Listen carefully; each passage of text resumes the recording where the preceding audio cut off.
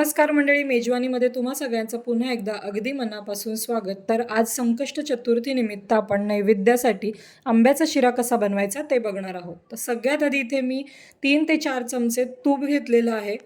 तूप थोडंसं गरम झालं की त्यामध्ये आपण 1 वाटी रवा घेणार आहोत।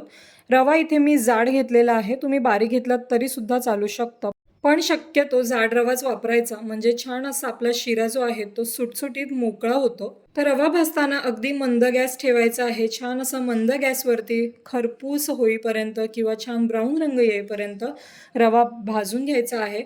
जसजसा रवा भाजला जातो तसा त्याचा छान असा सुगंध सुटायला लागतो। रवा भाजून झाला की त्यामध्ये 1 वाटी मी आंब्याचा रस घातलेला आहे। तर आता हा रस आपण व्यवस्थित यामध्ये मिक्स करून घेणार आहोत। गॅस अगदी स्लो ठेवायचा आहे। तर इथे मी फक्त आंब्याचा रस घेतलेला आहे, यामध्ये कोणतीही साखर घातलेली नाहीये। साखर आपण सगळ्यात शेवटी घालणार आहोत। हा रस तुम्ही मिक्सरमधून बारीक करून घेतलात तरी सुद्धा चालू शकतं, किंवा हाताने फक्त तुम्ही काढून घेतलात आणि घोटून घेतलात तरी सुद्धा चालेल।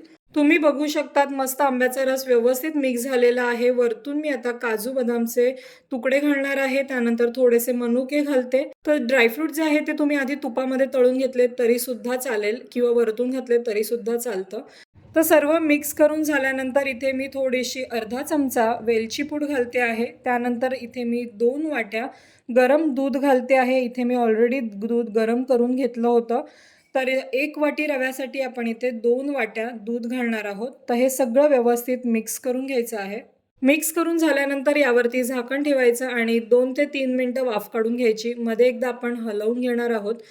तर यामध्ये ज्या गाठी आहेत त्या गाठी मोडून घ्यायच्या आहेत। सर्व वर खाली करून झाल्यानंतर पुन्हा एकदा आपण यावरती झाकण ठेवायचं आणि 2 मिनिटं वाफ काढून घ्यायची। 2 मिनिटांनंतर पुन्हा एकदा आपण बघूया, छान असा मऊसूत रवा शिजलेला आहे। तर यामध्ये आता मी अर्धी वाटी साखर घालते। ऑलरेडी यामध्ये गोड आंबा घातलेला आहे, त्यामुळे साखर खूप जास्त घालायची नाही। जर खूप जास्त गोड शिरा झाला तर तो खाताना चांगला लागत नाही, त्यामुळे अर्धा वाटी साखर यामध्ये परफेक्ट होते। जशी साखर विरघळायला लागते यामध्ये थोडंसं पाणी सुटायला लागतं। आत्ता आपल्याला हा शिरा थोडासा मऊ किंवा ओलसर वाटत असला तरी सुद्धा जसा शिरा थंड व्हायला लागतो तसा तो सुटसुटीत आणि मोकळा होतो। जर अजून तुम्हाला तूप हवं असेल तर वरतून थोडंसं तूप तुम्ही पुन्हा घालू शकता। तर साखर व्यवस्थित आता विरघळलेली आहे। तर यावरती आपण मिक्स करून झाल्यानंतर झाकण ठेवायचं आणि पुन्हा एकदा 3 ते 4 मिनिटं वाफ काढून घ्यायची। 3 ते 4 मिनिटांनंतर तुम्ही बघू शकतात मस्त आपला शिरा अगदी मऊसूत आणि छान असा फुगलेला आहे, मस्त शिरा झालेला आहे। तर आता आपण शिरा काढून घेऊयात। थोडासा शिरा थंड झाला की एका बाउलमध्ये मी काढून घेते। त्यानंतर आपण हाताने थोडंसं प्रेस करून घेणार आहोत, म्हणजे छान असा वाटीभर आपला शिरा व्यवस्थित निघेल। तर इथे मी प्रेस करून झाल्यानंतर एका प्लेटमध्ये हा शिरा काढून घेणार आहे। वरतून घातलेले ड्रायफ्रूट छान दिसतात म्हणून काजू मी इथून घालणार आहे। काजू आणि बदामचे काप मी वरतून घालते। तर वरतून डेकोरेटिव्हसाठी मी थोडेसे आंब्याचे काप घालते आहे आणि तयार झाला आहे आपला मस्त असा नैवेद्यासाठी आंब्याचा शिरा। तर आजच्या चतुर्थीसाठी बाप्पाच्या नैवेद्याला तुम्ही सुद्धा आज आंब्याचा नक्की शिरा बनवून बघा।